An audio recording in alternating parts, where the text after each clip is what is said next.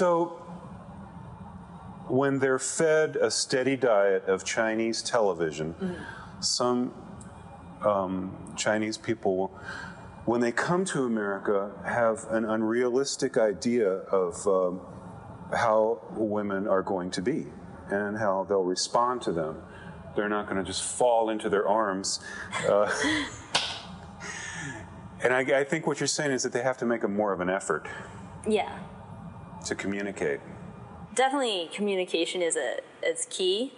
I'd say, yeah, like the problem with a lot of Chinese guys is that they just stop talking to you, or they just don't talk to you and kind of expect you to understand what they're thinking.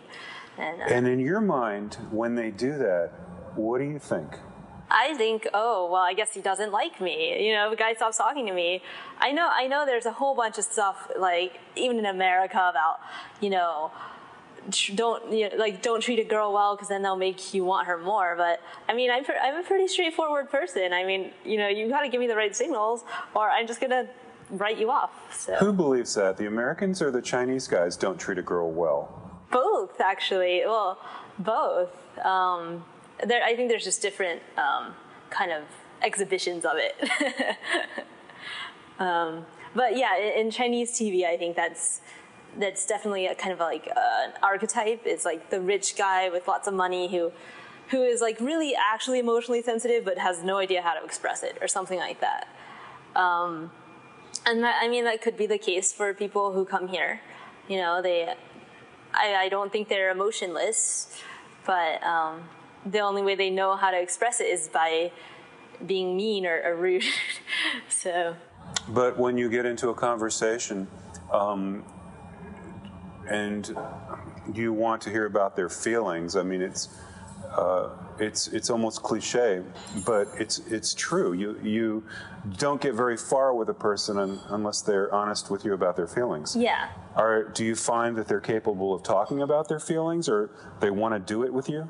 No, and I mean, I feel like this is also a gender difference as well, but I would say it's much more difficult to get like an answer out of a Chinese person about feelings.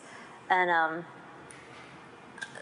I think that is a cultural thing. Like we don't talk about our feelings, that we just you know, put our head down and we just work hard.